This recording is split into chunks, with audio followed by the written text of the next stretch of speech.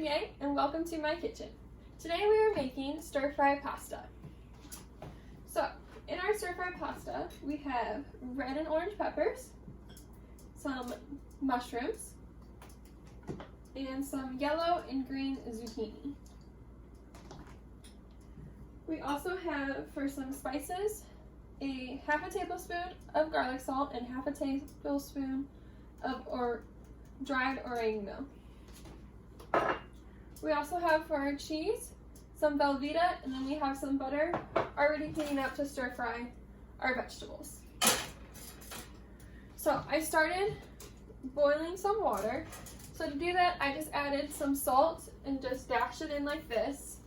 And then I added about a tablespoon of butter, which just helps to make the flavor of the noodles a little bit better. And then the salt helps the water so that it will boil faster and maintain a higher temperature to cook the noodles. So the noodles are already in there, so they have started boiling. So while they are boiling, a good thing to do for some mise en place would be to chop up your vegetables. So I will quickly show you. I already have mine chopped. I just like to do various sizes because it just creates different textures while you're eating it. So first I'm going to show you how to cut up the pepper. I first took the pepper and I cut it in fourths and then like cleaned out the inside. And so then I just have this little piece, and you want to cut it in just like little strips first.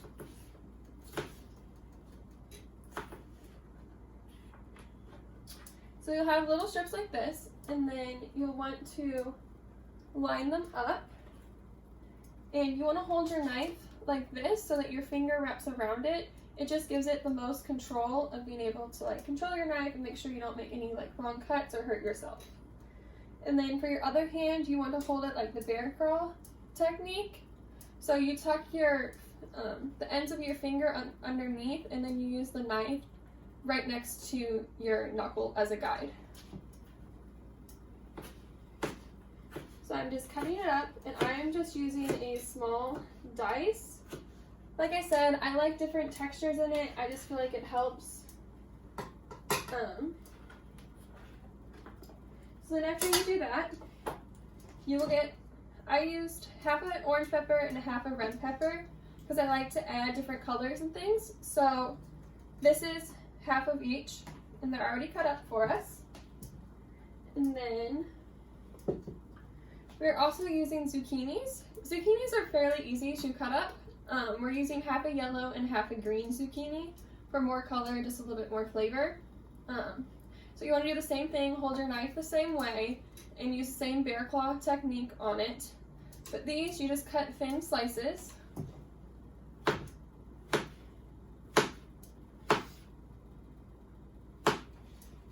And then, if you wanted to and you were okay with them being this full round shape, you could leave it that way. I like the half moon shape, as I'm calling it. So I just make a little stack of it and I just cut it right in half. And then there you go. You have your little half moon shapes. So I already have all the yellow and green cut up. So since these are ready, I have my butter melted and hot. So I'm going to dump in the red and orange peppers and then add the zucchini.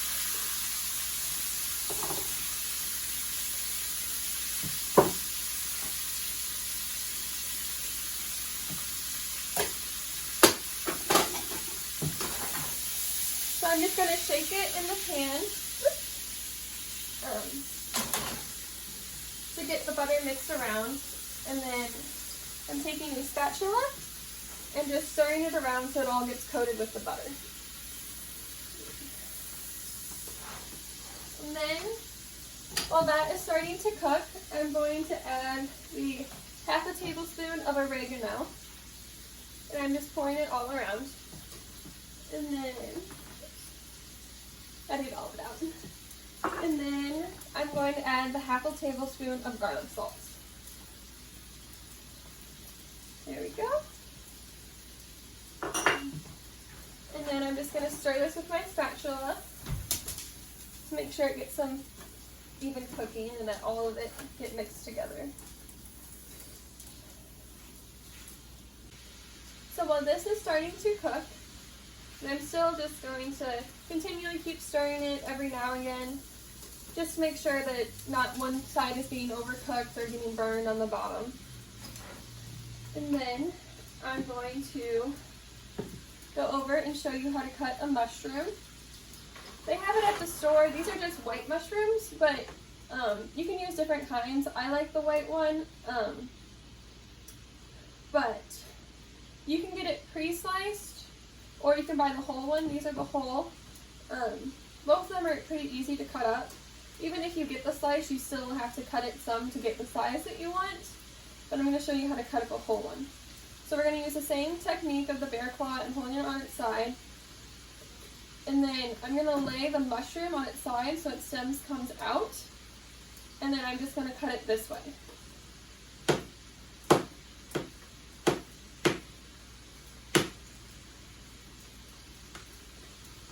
So they cut up pretty fast to these big pieces.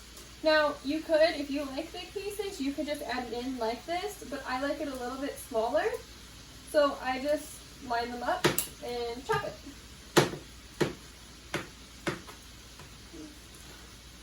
And then you'll get nice little pieces like this.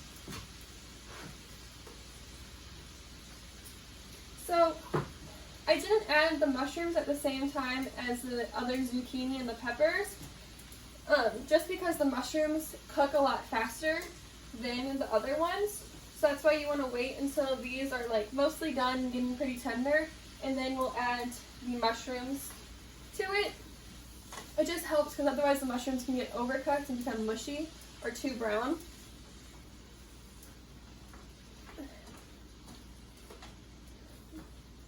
So then, once we're done with cutting boards, we can clean this up.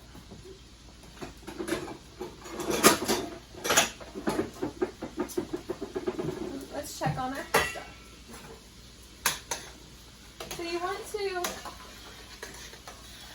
every once in a while, keep coming over to your pasta and stirring it to make sure it doesn't get overcooked or sucky on the bottom. So you may be wondering, how do you know when the pasta is done? So there's different tricks and stuff. One trick that my mom and grandma use is I'm using the little mini bowtie noodles or farfalle. And so they use a trick where they look at the center to see if it's if like the little wedges, if they're coming apart where they're pinched together, which can be an indication that they're getting tender. I'm not making my noodles al dente, which is when they're have like just a little bit of a bite to it. They're not as tender. I like them a little bit softer with this because the other stuff is also a little bit soft. So another way that you can do it is you have to be careful because the noodles are very hot. Is you just take one little piece of noodle out and then you just taste it.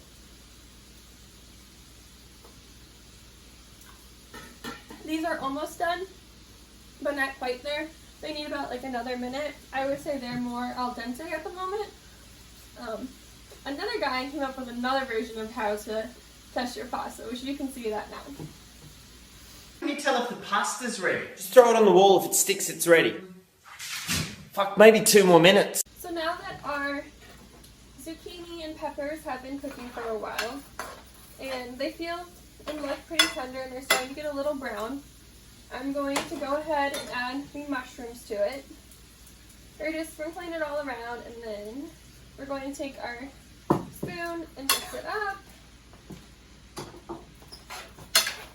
So I really like this recipe. I think it's a great like summer and fall recipe when these vegetables are in season.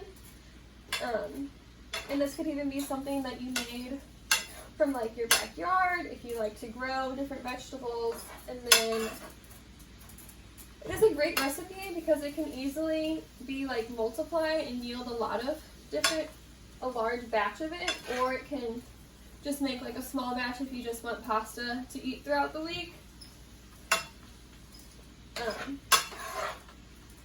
So now that we've got this, I'm just stirring it in and making sure that the butter that's in here gets mixed and incorporated all the way through.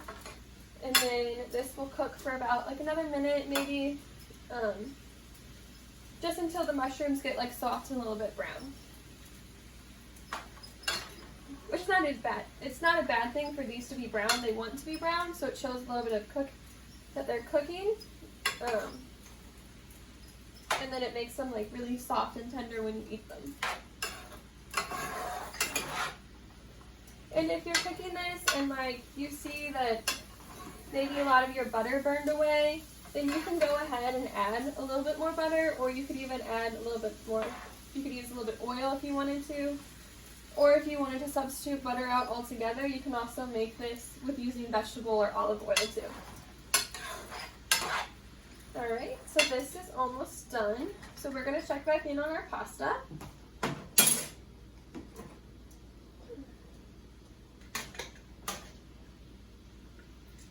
see, it looks a little bit better.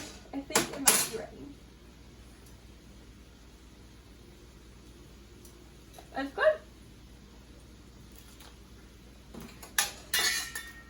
So then, since this is done, we're going to go over to our sink and we're just going to strain the pasta.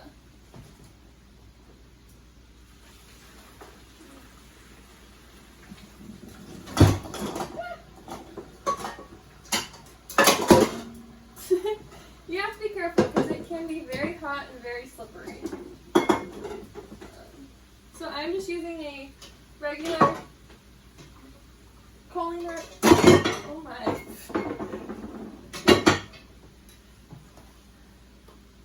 Well, it's okay.